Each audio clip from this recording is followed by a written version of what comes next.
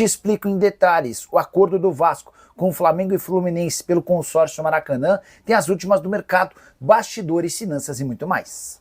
Fala aí pessoal, sou Jorge Nicola, bem-vindos a mais um vídeo do canal, sempre bom ter vocês por aqui. Sem perder tempo, só pedir para deixar like, se inscrever no canal e ativar as notificações. Hora de falar sobre o Vasco, notícia super importante.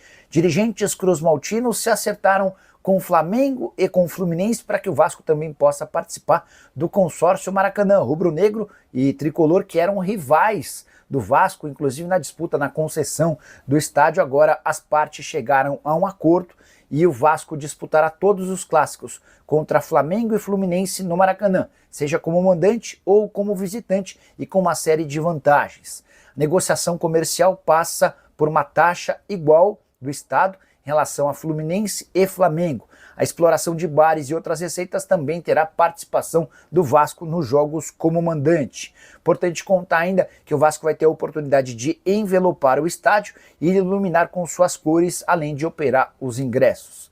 A tendência é que o Vasco dispute 19 jogos entre 2025 e 2026. Vale a lembrança de que a partir do fim desse ano existe um planejamento para o fechamento das portas de São Januário por conta de uma enorme reforma, o que vai aumentar a possibilidade de o Vasco atuar com frequência no maior estádio do Rio de Janeiro.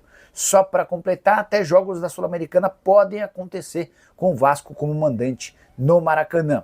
A saideira sobre o cruzmaltino, o clube renovou o contrato de Paulo Henrique, lateral que tem dado conta do recado. Seu vínculo se encerrava em 2027 e foi estendido até 2028 com um belo reajuste salarial, o que também aumenta a multa rescisória. E a última do Vasco, Souza pode rescindir seu contrato até o fim dessa semana. Volante que não tem sido utilizado como imaginava, ele esperava por mais minutos e diante da escassez de oportunidades, as partes conversam para uma liberação antecipada. Bora falar agora sobre Fábio Carille. Qual o valor real da multa rescisória do treinador no Vasco? Essa pergunta é super importante porque o Carille corre enorme risco. Se o Vasco não vencer e nem convencer nos duelos dessa semana contra Puerto Cabello, jogo da Sul-Americana, e Sport, Campeonato Brasileiro, ambos em São Januário, há um risco real de dispensa do técnico Fábio Carille. E a multa rescisória dele é de R$500 mil, valor que equivale a dispensa até 30 de junho. A partir de 1º de julho, essa multa cai para R$250 mil.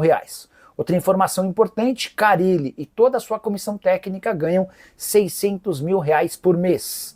O trabalho é mal avaliado, especialmente pelo torcedor, mas já começam a haver também indícios de contestação de jogadores. O Verratti deu uma declaração forte depois da derrota por 3-0.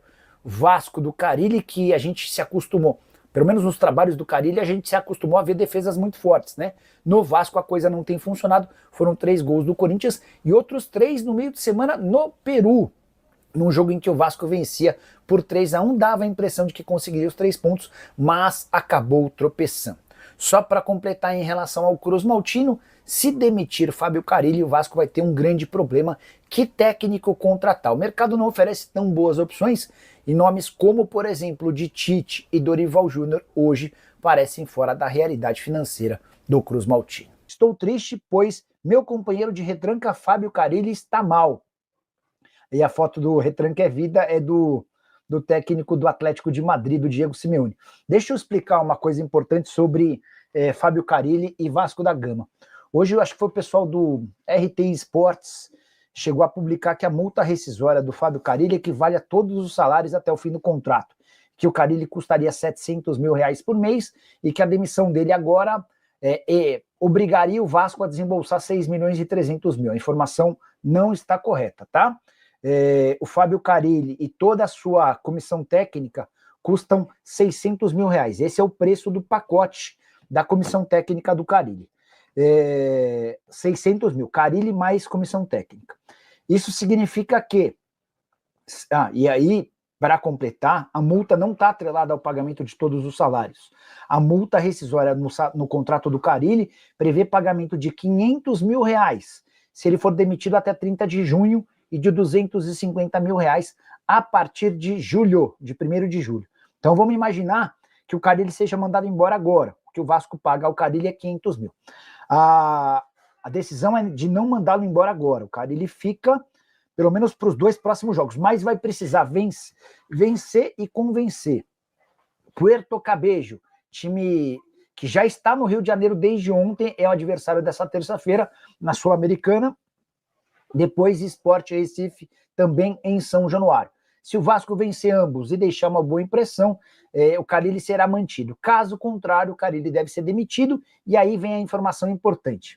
O Vasco encontra dificuldades financeiras na busca por técnicos. Não achem que manda embora o Carille e traz, por exemplo, o Tite ou o Dorival Júnior. Eu sei que o torcedor do Vasco gostaria, adoraria ter qualquer um desses dois nomes, mas não são hoje nomes possíveis, não são hoje nomes reais, tá? Só para ser bem sincero e honesto com vocês, há muita dificuldade financeira e o Vasco teria problemas para fechar um novo técnico, mas se o Carille não conseguir performar bem nesses dois jogos, ele deve ser dispensado por já, tá bom? Nicola, você acha que o Pedrinho tem coragem de mandar Carille e Marcelo Santana embora? Clécius, o Carille está muito ameaçado. O Carille cai nessa semana se não vencer e convencer contra Puerto Cabello e contra o Sport, tá?